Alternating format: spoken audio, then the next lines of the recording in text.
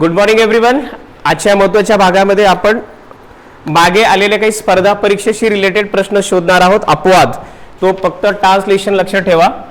हा जो फॉर्मेट बघितल्याच्या नंतर आपल्या डोक्यात कॉन्फिडन्स येतो की हा खूप सोपा भाग आहे, जसं की हॅड प्लस V3. पण आता बदलत्या प्रवाहानुसार तुम्हालाही बदलावं लागेल. एरर डिटेक्शन ज्याला आपण काय म्हणतो, फाइंड द एरर. आता राज्यसेवा, STI, PSI, ASO किंवा इतर कितल्याही सिस्टम, कोणतीही कॉम्पिटिटिव्ह एक्झाम असो, स्पर्धा परीक्षेमध्ये जास्त प्राधान्य कशाला द्यायचं, अपवाद गोष्टीला. जसं की आता उद्या येणारी मेन परीक्षा जसं STI असेल, PSI असेल किंवा ASO असेल, अशा दृष्टीने मागील स्पर्धा परीक्षेमध्ये बऱ्याच विद्यार्थ्यांची काही चुकलेली प्रश्न आहेत, ते तुमचे चुकणार नाही यासाठी आपण हा महत्त्वाचा सेशन घेतोय. बघा फ्रेंड, पहिला जे आयोगाने प्रश्न विचारला होता, चूज द करेक्ट सेंटेन्स. बघा, I went before he had gone. आता हे प्रश्न दिसल्याबरोबर बऱ्याच जणांना असं वाटतं, प्लीज यू नोटेड, तुम्ही नोट करत जा, I went before he had gone. आता ज्यावेळेस असा प्रश्न येतो त्यावेळेस आपल्याकडे कॉन्फिडन्स आला पाहिजे, सर या वाक्यामध्ये एरर काय आहे, वाक्यामध्ये एरर काय आहे हे जोपर्यंत मला कळत नाही तोपर्यंत आपला राज्यसेवा STI मेनचा रिझल्ट येऊ शकणार नाहीये. जे लोकाला येतं ते तर आपल्याला आलं पाहिजे, पण त्यापेक्षा पुढील गोष्ट आपल्याला आली पाहिजे.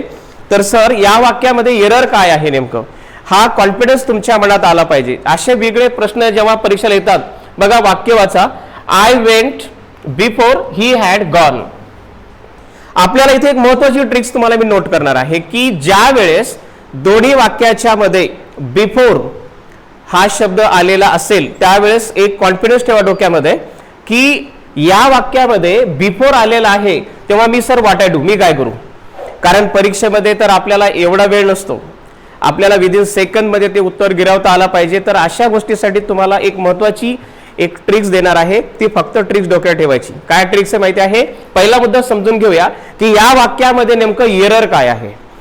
आणि एरर काय आहे हे मला जर कळालं तर आपल्याला उत्तर निवडताना वेळ लागणार नाहीये. फाइंड द एरर डिटेक्शन, असे वेगवेगळे प्रश्न हार्ड येतात, तेव्हा आपल्याला एका ट्रिकची गरज असते. तर बघा फ्रेंड, हे उत्तर चूक, हे प्रश्न जे आहे ना कम्प्लिटली चूक आहे, हा रॉंग आहे.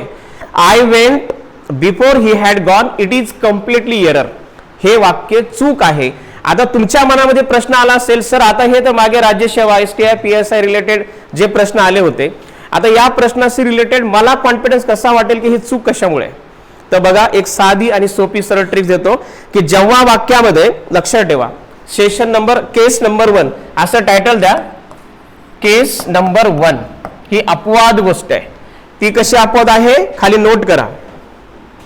जर वाक्यामध्ये, लक्षात ठेवा, जर वाक्यामध्ये बिफोर आला असेल तर लक्षात ठेवा, तर काय करणार तुम्ही, बिफोरच्या पूर्वी subject plus had plus V3 हा फॉर्मेट डोक्यात ठेवा. जेव्हा वाक्यामध्ये बिफोर आला असेल तर बिफोरच्या पूर्वी पास्ट परफेक्ट असतो आणि बिफोरच्या नंतर V2 म्हणजे सिंपल पास्ट. बघा friend, I went before he had gone, आता ही तुमच्या डोक्यामध्ये केस लक्षात ठेवा एक.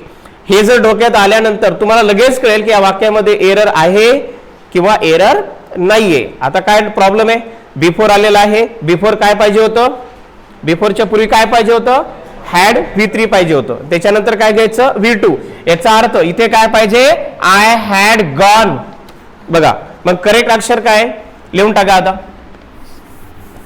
करेक्ट आन्सर लिहून टाका. केस नंबर 1 तुम्हाला फॉर्मेट दिलाय, फॉर्मेट परत देतो, लक्षात ठेवा.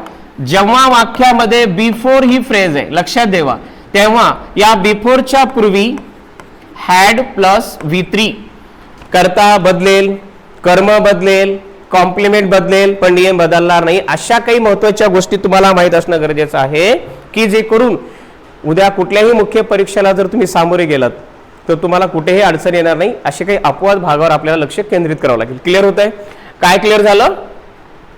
वाक्यामध्ये जर बिफोर आलं तर बिफोरच्या पूर्वी कोणता काळ वापरायचा, पास्ट परफेक्ट, आणि बिफोरच्या नंतर काय घ्यायचं, V2 याने सिंपल पास्ट. मग आता मला सांगा, उत्तर करेक्ट जर लिहिताना तुमच्या डोक्यामध्ये कॉन्फिडन्स आला असेल तर कॉन्फिडन्स आला तुम्ही लगेच मला मांडून दाखवा.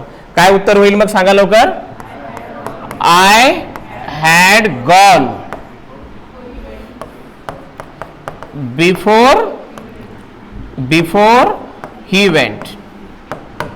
बघा, मी गेलो पण कोणाच्या पहिले? त्याच्या पहिले. मी गेलो पण कोणाच्या पहिले? त्याच्या अगोदर मी गेलो. याचा अर्थ माझी पहिली क्रिया झाली. म्हणजे पहिली क्रिया कोणत्या काळात असते? पास्ट परफेक्ट मध्ये. दुसरी क्रिया कशात असते? सिंपल पास्ट मध्ये. क्लिअर होतंय? Hello everyone. बघा याचा अर्थ काय झाला बघा. पहिलं वाक्य मी दिलं होतं I went before he had gone. तर हे वाक्य मी एरर दिलं होतं. एरर का आहे? कारण नियम आहे. काय नियम आहे? केस नंबर 1 लक्षात घ्या. खूप महत्वाचा पॉइंट हा. कॉन्सेप्ट क्लिअर झाला पाहिजे. बिफोरच्या पूर्वी हॅड प्लस V3 आणि बिफोरच्या नंतर काय आलं पाहिजे? V2 म्हणजे second form of the main verb. झाला अभ्यास. मला सांगा, परीक्षेमध्ये किती जरी मोठं वाक्य आलं तर तुमच्याकडे जर असे काही नियम असतील तर मला वाटतं तुम्हाला कुठेही अपयश येऊ शकणार नाहीये. पण तुम्हाला गरज आहे एका कॉन्फिडन्सची. आता मला सांगा, वाक्य छोटे असो की मोठं असो, नियम मात्र छोटेच असतात. आणि हे नियमाचं जर तुम्ही अंमलबजावणी केली तर आय थिंक हा तुमच्यासाठी एक खूप मोठा संधी येण्याचा चान्स कनेक्टेड होऊ शकतो. ठीक आहे. आता मी सांगितलं हॅड गॉन, करता बदलेल.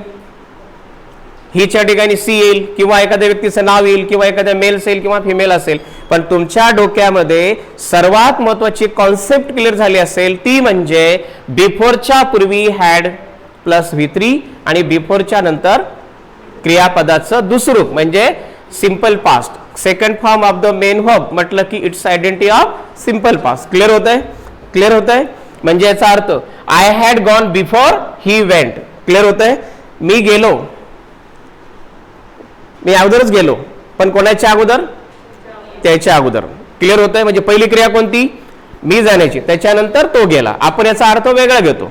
लक्ष द्या, ऍप्लिकेशन या टॉपिक मध्ये ना बरेच विद्यार्थी शब्दशः अर्थ काढतात आणि शब्दशः अर्थ काढल्यामुळे त्यांचा निकाल हा जाऊ शकतो. क्लिअर होतं मी काय बोललो ते? आपल्याला ना कॉन्सेप्ट क्लिअर झाला पाहिजे. विविध स्पर्धा परीक्षेमध्ये एका मिनिटात तुम्हाला उत्तर निवडता येऊ शकतं. 1 मिनिट तर खूप वेळ झाला, विदिन सेकंड मध्ये पण. कशामुळे? आता एकच डोक क्लिअर झाली. हे फॉर्मॅट लिहून घ्या वाटल्यास. Had plus V3 plus before, बिफोरच्या नंतर V2 आणि बिफोरच्या अगोदर. मग किती वाक्य होऊ शकतं? चला सेकंड वाक्य आहे जे मागच्या परीक्षेमध्ये आलेलं आहे. बघा विद्यार्थ्यांना, हे जी केस आहे, केस नंबर 1 ही तुम्हाला मी क्लिअर केली आहे. त्यानंतर अजून एक वाक्य दिलेलं आहे बघा. The DM had come out of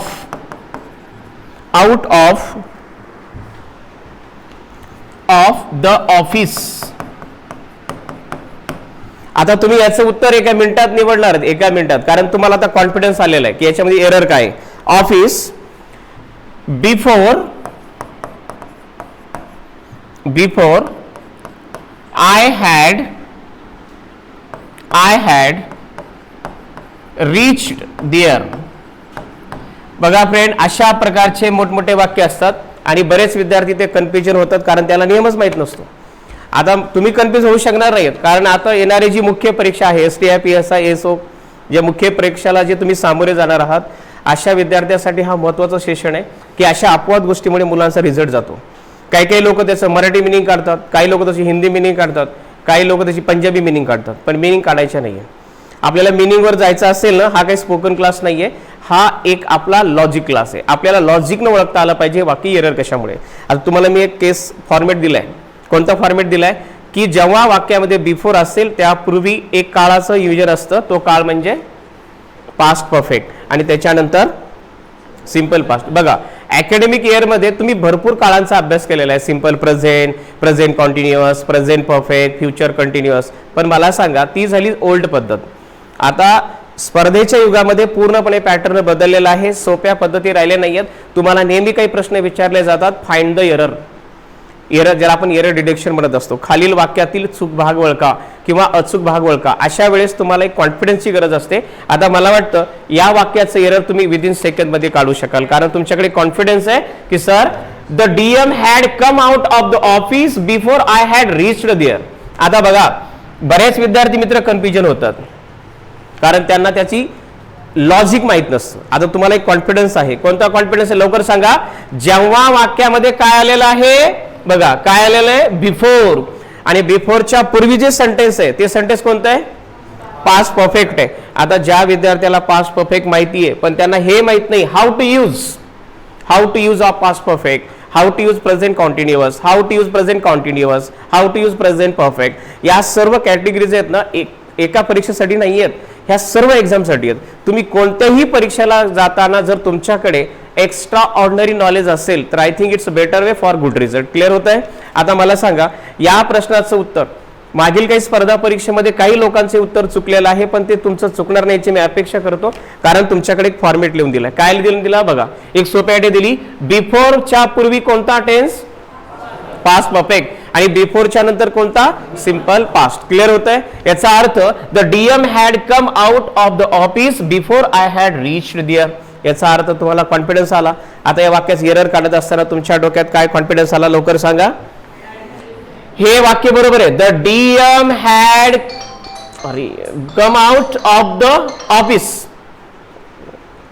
clear, come out of the office. बिफोरच्या पूर्वी कोणता टेन्स आहे, पास्ट परफेक्ट आहे. क्लिअर.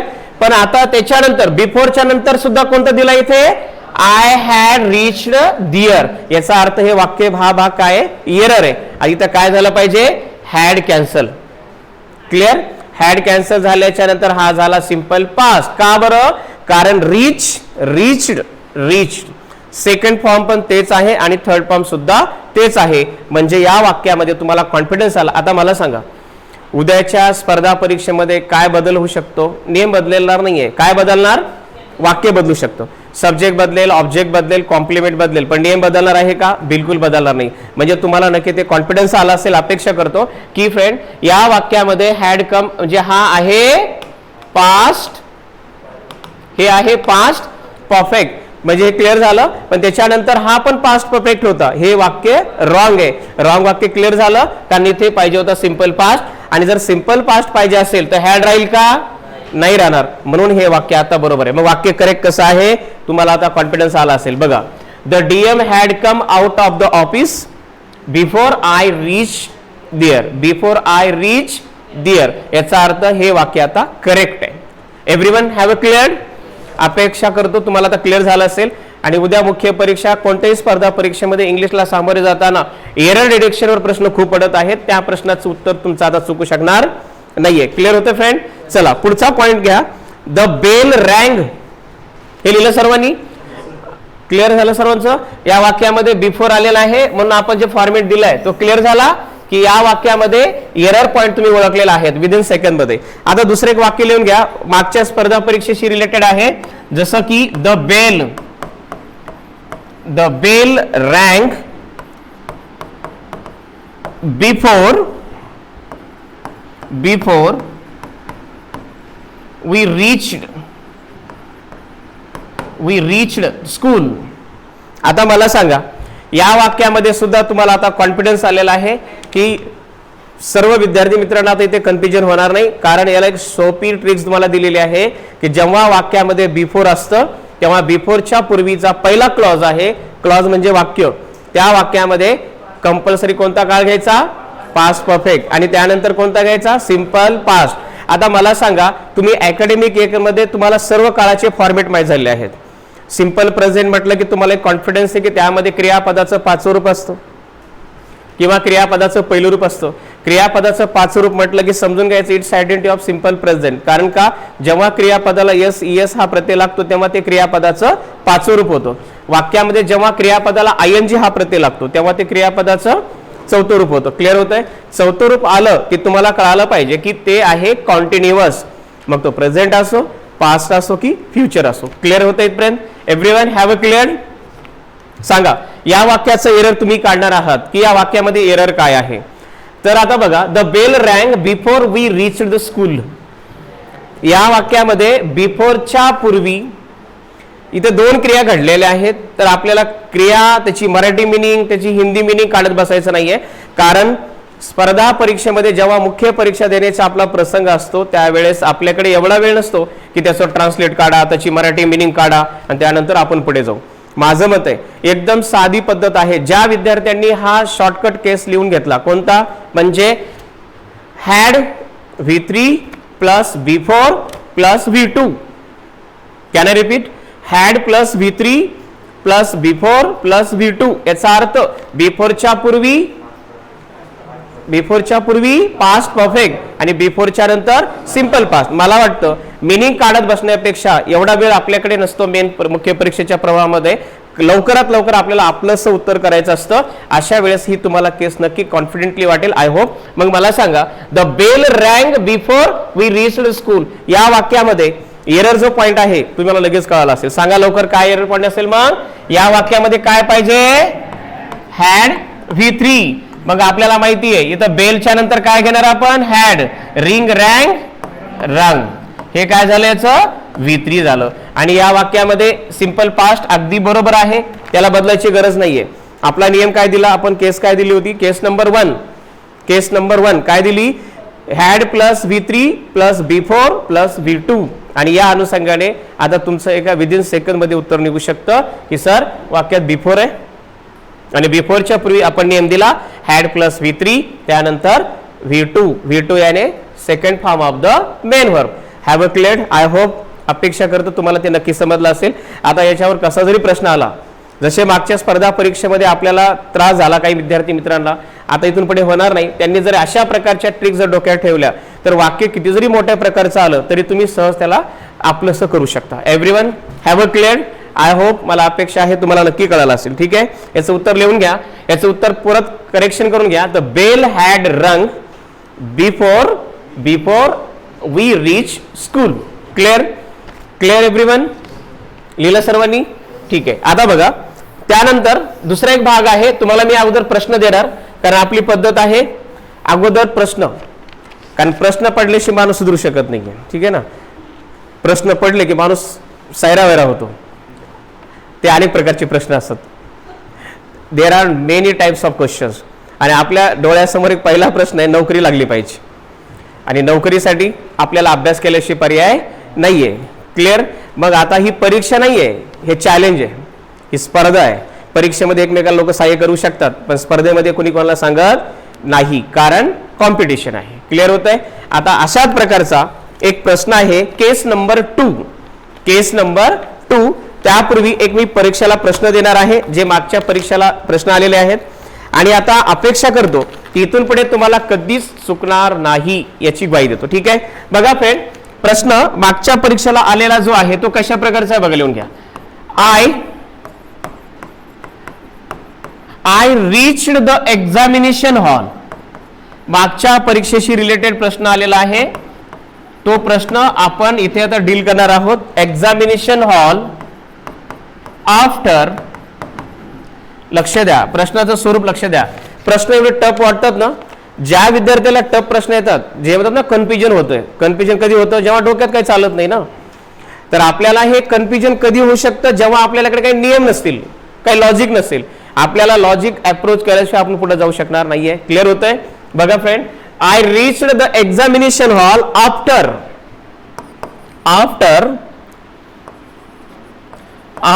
The exam begin. बघा फ्रेंड, आता या वाक्यामध्ये बघा I reached the examination hall after the exam begin.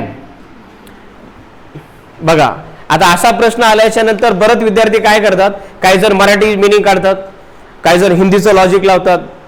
जे मदर टंग आहे त्या मदर टंगनुसार लॉजिक काढतात. मला असं वाटतं असा जर प्रश्न आला स्पर्धा परीक्षेमध्ये मुख्य परीक्षेत तर मी काय डील करावी, मी काय लॉजिक लावू. मग ते लॉजिक असं लावतं की मराठीत अर्थ काढतो आणि जेव्हा आपण मराठीमध्ये अर्थ काढतो त्यावेळेस आपलं उत्तर 100% चुकतं फ्रेंड. कारण स्पर्धा परीक्षा ही अकॅडमिक ग्रामर चालत नाहीये, ही फंक्शनल ग्रामरवर चालते. हे पहिला मुद्दा समजून घेतला पाहिजे. बरेच विद्यार्थी मुख्य परीक्षेला येतात आणि मुख्य परीक्षेला आला की तिथे ते संपतो कारण त्याला ही अकॅडमिक ग्रामरची सवय लागलेली असते. सोप्या पद्धतीने प्रश्न जे विचारले जातात ते असे प्रश्न स्पर्धेत येत नाहीत. कारण बरेच विद्यार्थ्यांना माहित आहे, ज्यांनी परीक्षा दिलेली आहे त्यांना कळतं की स्पर्धा परीक्षेमध्ये प्रश्न हाय लेवलचे नसतात. हाय लेवल तुम्ही त्याला करता कारण ज्या गोष्टीचा आपण कधी प्रयत्नच केला नाही तर ते डोंगर मोठाच वाटतो आपल्याला. पण ज्यावेळेस तुम्ही प्रॅक्टिस करता ना त्यावेळेस तुम्हाला ते खूप छोटा वाटतो, कारण एका ठिकाणी नवीन नवीन जर आपण गेलो तर आपला खूप दूर वाटतं. पण दररोज त्या रस्त्याने प्रवास केला, जसं आता तुम्हाला माहिती आहे रस्ते लांबून यावं लागेल, ते लांबून यायचं म्हटलं की ते 2-4 दिवस मनात झालं की खूप दुरून जावं लागतो, खूप दुरून जावं लागतो. पण दररोज त्या रस्त्याने आपण जर गेलो तर वाटतं खूप हा पण मार्ग जवळचाच आहे. याचा अर्थ कितीही मोठं संकट असू द्या, छोटं होऊ शकतं, पण प्रयत्न केले तर. आपल्याला माहिती आहे या स्पर्धेमध्ये ना बरेच विद्यार्थी 4 मार्क 5 मार्कामुळे निराश होतात. याचं कारण आहे त्यांनी नियोजन जो प्लॅन असतो ना, प्लॅन केलेला नसतो. विद्यार्थी ब्रिलियंट असतात, टॅलेंटेड असतात, पण त्यांना एक प्लॅन नसतो. तर अशी वेळ आपली येता कामा नाहीये, म्हणून आपण प्रॅक्टिस करत आहोत की बघा फ्रेंड, आता या प्रश्नाचं उत्तर एरर सुद्धा विदिन सेकंड मध्ये तुम्ही काढणार आहात. बघा तुमच्या पुढे मी प्रश्न स्क्रीनवर मांडलेला आहे, जे मागे प्रश्न आलेला आहे की I reached the examination hall after the exam begin. बघा फ्रेंड, आता याचं मराठी हिंदी काढलं तर आपण डोकं वेगळं लावतो, पण थोडंसं लॉजिक आपण लावूया की हे वाक्य योग्य आहे का अयोग्य आहे. तर मित्रांनो, हे वाक्य अगदी चूक आहे का बरोबर आहे हे आपण कधी काढू शकतो निष्कर्ष, ज्यावेळेस आपल्याकडे काहीतरी कॉन्फिडन्स असतो. तर कॉन्फिडन्स आपण प्रथम मांडण्यापूर्वी एक लक्षात घ्या की बघा आता इथं प्रश्न आहे, मी एग्जामिनेशन हॉल मध्ये गेलो, पण केव्हा? मैं एग्जामिनेशन हॉल में गया, लेकिन कब? एग्जाम सुरू होने के बाद, म्हणजे परीक्षा सुरू झाल्याच्या नंतर.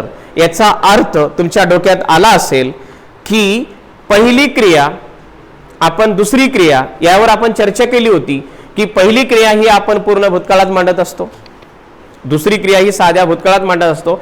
पण आता जर आपण स्पर्धा परीक्षेच्या तुलनेत विचार जर केला तर लॉजिक लावायला खूप वेळ लागला नाही पाहिजे. पण अशी काही ट्रिक्स देऊया, तर त्या ट्रिक्स जर तुम्हाला मी मांडली आता, तर या प्रश्नाचं एरर तुम्ही लगेच काढणार आहात. Please write down the tricks number 2.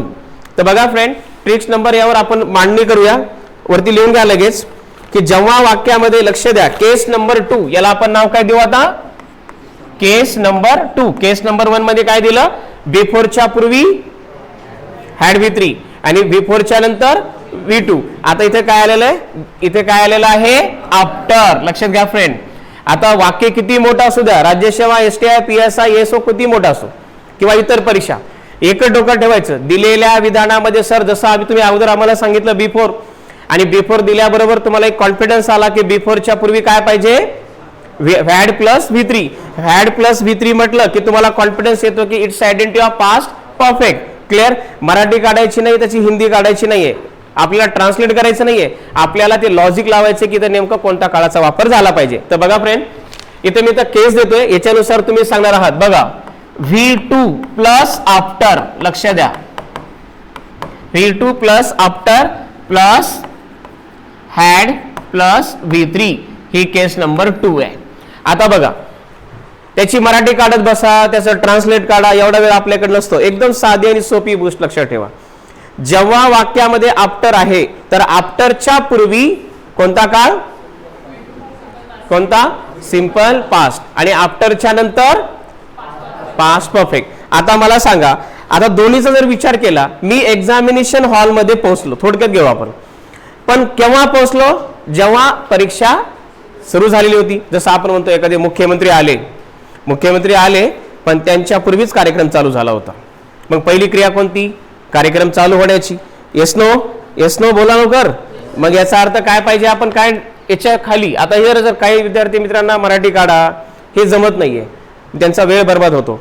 मग अशा विद्यार्थ्यांसाठी साधी सरळ पद्धत सांगतो की जेव्हा वाक्यामध्ये आफ्टर आहे त्यांच्या पूर्वी V2 म्हणजे सिंपल पास्ट, आणि त्याच्यानंतर काय घ्यायचा? Past perfect. मराठी काढत बसायचं नाहीये. मग एरर तुम्ही एका मिनिटात काढता. सांगा मग या वाक्यामध्ये वाक्य कसं होईल?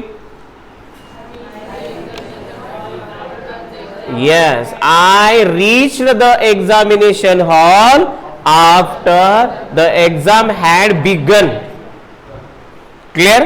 म्हणजे या ठिकाणी फक्त काय घ्यायला पाहिजे? आता इथं काय घ्यायला पाहिजे? हॅड, आणि याचं काय होईल? लवकर सांगा. बिगन. बिगनचं काय होईल? बिगन. झालं उत्तर. बघा फ्रेंड, किती मिनिटं लागले बघा. आता विदिन सेकंड मध्ये क्लिअर झालं. जर वाक्यामध्ये आफ्टर आलं तर बिफोर. लक्षात घ्या, आफ्टरच्या अगोदर कोणता टेन्स घ्यायचा? सिंपल पास्ट, आणि आफ्टरच्या नंतर कोणता घ्यायचा? Past perfect. आता मला सांगा, परीक्षेमध्ये उदाहरण बदलेल पण नियम बदलणार आहे का? नाही बदलणार. म्हणजे आपल्याला अशा गोष्टीवर फोकस करायचं आहे की जिथे जिथे नियम कधीच बदलू शकत नाही, उदाहरण बदलत राहतात. परीक्षेमध्ये कधी कधी कर्ता बदलेल, कर्म बदलेल, पूरक बदलेल, पण नियम बदलणार नाहीये. अशा गोष्टीवर करा की आपल्याला मुख्य परीक्षेच्या दारावर जाताना अशा काही गोष्टीची माहिती पाहिजे जिथं आपण कन्फ्युजन होऊ शकत नाही. आता बघा, केस नंबर 2 दिलं तुम्हाला, लवकर सांगा. पहिल्या केसमध्ये आपण काय सांगितलं होतं, जर बिफोर आलं तर प्रथम काय घ्यायचं, पास्ट परफेक्ट, आणि त्यानंतर काय घ्यायचा, सिंपल पास्ट. आता काय घेणार, आफ्टर आल्यानंतर पूर्वी काय घेणार आणि त्यानंतर काय घेणार, पास्ट परफेक्ट. क्लिअर क्लिअर होते सर्वांना? Very good. अपेक्षा करतो तुम्हाला नक्की कळालं असेल. आता दुसरं मी जर उदाहरण दिलं तर तुम्हाला ही केस तुम्हाला आता आवडली पाहिजे. आवडली म्हणण्यापेक्षा आपल्याला उत्तर नोकरी पाहिजे. चला सेकंड एक्झाम्पल घ्या. द सीएम याने चीफ मिनिस्टर. प्रत्येकाने नोट करा, मागच्या स्पर्धा परीक्षेमध्ये वेगवेगळे जे प्रवाह झालेले आहेत त्या प्रत्येक गोष्टीवर तुम्हाला आता यश प्राप्त करायचं असेल तर आपल्याला माहिती झाली पाहिजे. ठीक आहे, बघा असाच एक प्रश्न आहे. आता या प्रश्नाचं एरर तुम्ही काढणार आहात. बघा, the CM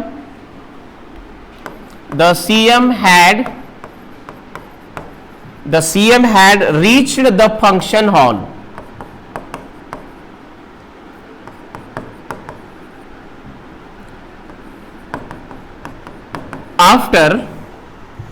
after the show had started. बघा फ्रेंड, हे मागच्या परीक्षेला आलेला प्रश्न आहे. The CM had reached the function after the show had started. बघा, आता बरेच विद्यार्थी काय करतात, याचं मराठी काढतात, याचं ट्रान्सलेट करतात, डोकं लावतात, लॉजिक लावतात, त्यामध्ये एवढा वेळ जातो आणि नंतर म्हणतात मला वेळच पुरी झाला नाही. मला सांगा, जर तुमच्याकडे ॲड्रेसची कन्फर्म माहिती असेल तर तुम्हाला वेळ लागणार नाहीये, पण आपल्याकडे जर ॲड्रेसचा प्रूफ नसेल तर आपण 4 ठिकाणी विचारत ब्रेक लावत जातो. स्पर्धा परीक्षेमध्ये एक मोठं महायुद्ध आहे आणि या महायुद्धात जिंकायचं असेल तर आपल्याकडे डावपेच असले पाहिजे. ते डावपेच म्हणजे तुम्हाला मी शॉर्टकट दिले. आफ्टर आलं तर बिफोर काय घ्यायचं, आफ्टरच्या पूर्वी कोणता काळ वापरायचा, लवकर सांगा, सिंपल पास्ट, आणि आफ्टरच्या नंतर कोणता काळ झाला पाहिजे, पास्ट परफेक्ट. मला सांगा फ्रेंड, विदिन सेकंड मध्ये तुम्ही याचा आता एरर निघालणार, येस नो? बघा, the CM had reached the function after the show had started. आपल्याला माहिती आहे मुख्यमंत्री जेव्हा आले तेव्हा ऑलरेडी ते कार्यक्रम चालू होता. असं कधी झालंय का की कार्यक्रम सुरू होण्याच्या अगोदर येऊन बसले? मग किंमत राहील का? जसे एखादा मिनिस्टर लोक, जे काही अध्यक्ष प्रमुख पाहुणे असतात, त्यांना लवकर याचा वेळ जरी हाकललं जरी तरी पण ते उशीर मुद्दाम करत असतात, कारण ते भाव वाढला पाहिजे ना. Yes no? समजा तुम्ही अधिकारी झाल्यानंतर तुम्हाला जर कार्यक्रमाला बोललं तर अगोदर जाऊन नाही बसायचं रात्रीभर तिथे, ठीक आहे ना. यायचं चला आपला कधीच बोलेलं नाही, सकाळपासून जाऊ तिकडे नाश्ता करून बसू, तर तिथे भाव मिळणार नाहीये. तर फ्रेंड लक्षात ठेवा, ज्या वेळेस असे व्यक्ती असतात, जे अध्यक्ष असतात, ते प्रमुख पाहुणे असतात, हे लोक ऑलरेडी लेट असतात, तोपर्यंत कार्यक्रम चालू होतो, कारण गर्भाचं सिस्टम भरल्याशिवाय कोणी त्यांना भाव देणार नाहीये. म्हणून याचा अर्थ बघा, आता इथे काय दिलं. आता ठीक आहे सर, मला याचं मराठी काढता येत नाही, मला हिंदी काढता येत नाही, पण मला याचा मार्क्स मिळाला पाहिजे. माझा मार्क म्हटलं, मास्क नाही, मार्क मार्क, कारण मार्क्स नाही. आता आपल्याला 1 गुण जरी मिळवायचा असेल तर किती लोकांपेक्षा वेगळं स्ट्रक्चर करावं लागतं. ते स्ट्रक्चर तुम्हाला नक्की कॉन्फिडंटली आले असेल, अपेक्षा करतो. काय अपेक्षा करणार तुम्ही आता या वाक्यामध्ये? एरर काय आहे? हा पहिला भाग एरर आहे. The CM had reached the function. हा, कधी कधी तुम्ही वाक्य उलटे सुलटे लिहू शकता, पण लक्षात द्या माझा पॉइंट, तुम्ही वाक्य उलटे लिहू शकता, पण जे जोडून आलेलं आहे ना ते त्याच्या वाक्याला जोडलेलं पाहिजे. जसं आफ्टरच्या नंतर कोणता काळ आहे? Past perfect. तुम्ही असे म्हणू शकता काय, after the show had started the CM reached the function. Clear होत आहे? म्हणजे वाक्य उलट सुलट जरी दिलं तरी तुम्ही उलट सुलट पळायचं नाही, कारण स्पर्धा परीक्षेमध्ये आयोगाने वेगवेगळे प्रश्न विचारल्यानंतर आपण थोडं कन्फ्युजन होत असतो. ते कन्फ्युजन होता कामा नये. हे कधी होऊ शकतं? ज्यावेळेस तुमच्याकडे कॉन्फिडन्स असेल. क्लिअर होतंय? तर आय होप, मला अपेक्षा आहे तुम्हाला नक्की कॉन्सेप्ट क्लिअर झाला असेल की एवढं डोक्यात ठेवणार, वाक्यामध्ये काय आलेलं आहे? आफ्टर. तर पूर्वी कोणता काळ पाहिजे? लवकर सांगा, सिंपल पास्ट. त्याच्यानंतर कोणता पाहिजे? Past perfect. तर अशा अनुषंगाने हॅड राहील का? जाणार. मग राहील का? फक्त the CM reached the function after. CM कधी पोहोचले? केव्हा पोहोचले? जेव्हा कार्यक्रम चालू झालेला होता, नंतर सीएम आले. क्लिअर होत आहे? Clear everyone? अपेक्षा करतो आता उद्याच्या येणाऱ्या मुख्य परीक्षेमध्ये अशा प्रकारचे जर प्रश्न आले तर तुमचा रिझल्ट हा लवकर लागू शकतो. पण तुम्हाला काही जे मी तुम्हाला रूल्स ट्रिक्स दिलेले आहेत या ट्रिक्स आत्मसात करा, तुम्हाला कुठेही अडचण येणार नाही. कारण फक्त लॉजिक लावण्यासाठी काही नियम माहीत झाले पाहिजे, ते नियम तुम्हाला येणं अत्यंत गरजेचं आहे. अपेक्षा करतो. पुढच्या प्रश्नाकडे वळूया. एक शेवटचा प्रश्न आहे जे बऱ्याच वेळेस परीक्षेला आलेला आहे. हे क्लिअर झालंय? याचं उत्तर तुम्ही मांडलंय? काय उत्तर होईल सांगा लवकर? The CM reach the function hall, the show had started. Very good, very good, fantastic. चलो second question. By the time. आता जसं वाक्यामध्ये आफ्टर, बिफोर हे येतं ना, त्याचप्रमाणे कधी कधी बाय द टाइम अशा प्रकारचे बी काही फ्रेज येतात. त्या फ्रेज आपल्याला समजल्या पाहिजे की ही जर फ्रेज आली तर त्या ठिकाणी आपण काय घ्यायला पाहिजे. ठीक आहे, चला आपला पहिलं क्वेश्चन जसं दिला तसा क्वेश्चन घ्या आणि या क्वेश्चनचं एरर तुम्हाला आता विदिन सेकंड मध्ये काढणे अनिवार्य आहे उद्याच्या येणाऱ्या भावी परीक्षेच्या अगोदर. बघा क्वेश्चन आहे bye the time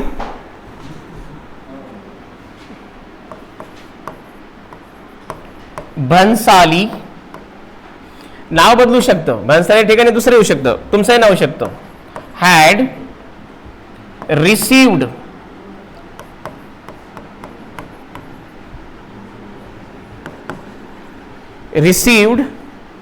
the award.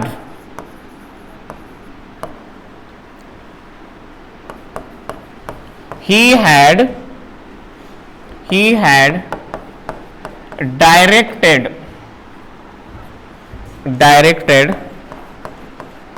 several movies. बघा friend, by the time Bhansali had received the award, he had directed several movies. आता बघा फ्रेंड, आता या वाक्यामध्ये आफ्टर नाहीये, बिफोर नाहीये, पण काहीतरी आहे हे तुम्हाला आता नक्की क्लिअर झालं असेल. आणि जसं मागच्या स्पर्धा परीक्षेत लोकांना हे कन्फ्युजन झालं तसं आता तुम्हाला बिलकुल होणार नाही.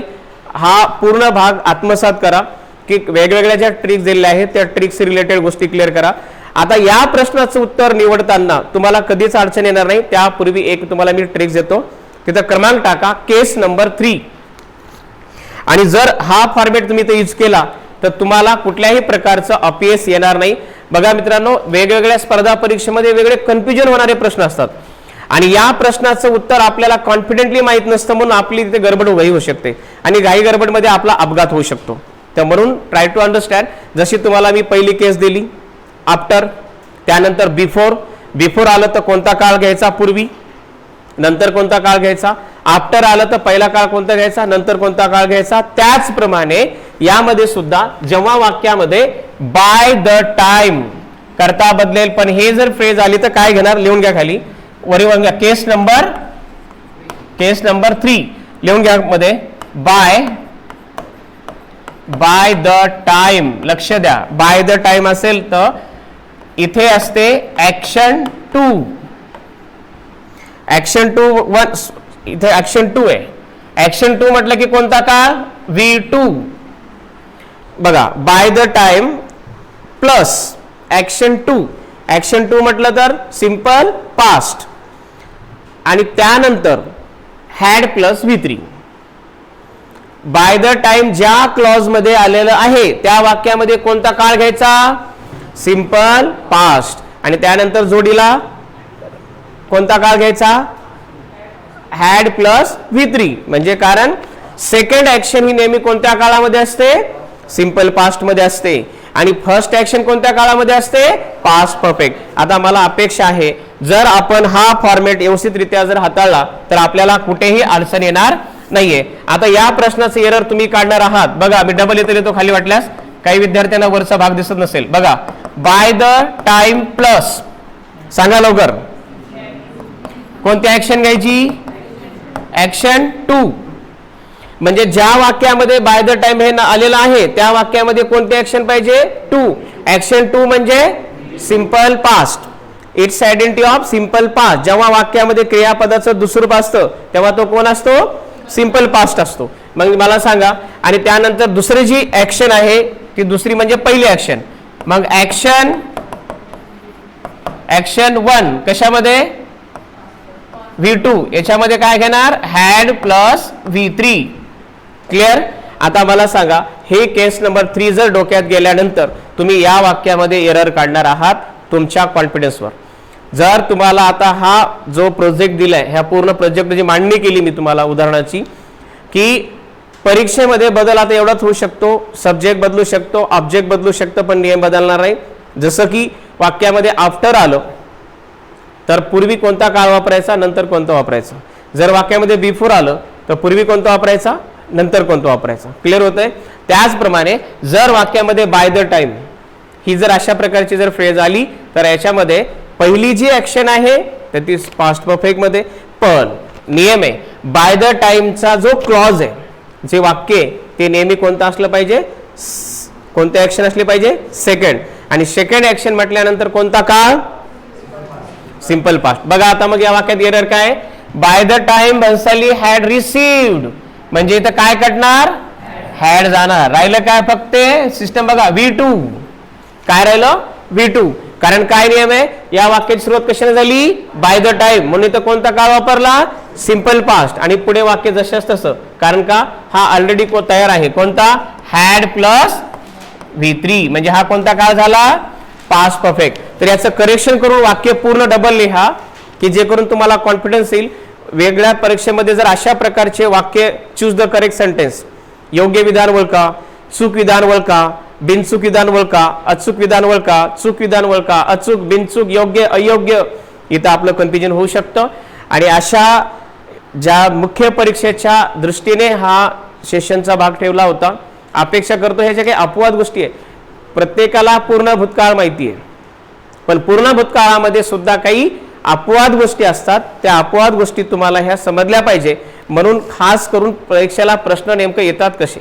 माझं ओपिनियन आहे सर्व विद्यार्थ्यांनी मुख्य परीक्षा देण्याच्या पूर्वी सर्व प्रश्नपत्रिका चाळायला पाहिजे. कारण प्रश्नपत्रिका चाळल्याशिवाय तुम्हाला अंदाज येणार नाही की नेमकं आपण कसा अभ्यास करायला पाहिजे. व्होकॅबलरीच्या भागातून एक महत्त्वाची गोष्ट मागच्या स्पर्धा परीक्षेमध्ये जे वेगवेगळे व्होकॅब आलेलं आहे त्याची एक यादी करा, एक नोटबुक करा, त्याच्यावर ते पूर्णपणे लिहून घ्या आणि त्याला रिवाईज करा. त्याचा फायदा तुम्हाला येणाऱ्या या मुख्य परीक्षेमध्ये 100% होणार आहे. त्याला घोकंपट्टी करू नका, फक्त रीडिंग करा. कारण रीडिंग करण्याची कला तयार करा. कारण रीडिंग आलं तर रीडिंग कॉम्प्रिशन कधी सुरू शकतं ज्यावेळेस आपल्याकडे रीडिंग कौशल्य असेल. जर आपल्याला पॅसेज वाचताच येत नाही, वाचता येत नसेल तर उत्तर कसं निवडणार.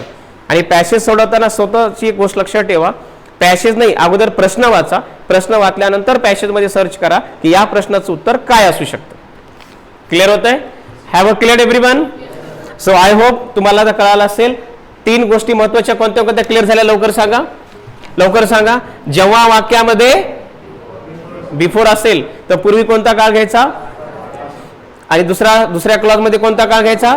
Very good. जर वाक्यामध्ये आफ्टर आलं तर बिफोर काय घ्यायचं, आफ्टर आलं तर पहिला काळ आणि दुसरा वाक्यातला काळ पास्ट परफेक्ट. आय होप तुम्हाला नक्की कळालं असेल की आता अशा प्रकारचे प्रश्न येतात आणि या प्रश्नाचं उत्तर जर आपल्याला निवडायचं असेल तर आपल्याकडे काही महत्त्वाच्या गोष्टी येणं गरजेचं आहे. पुन्हा भेटूया पुढच्या भागामध्ये. All the best. Take care.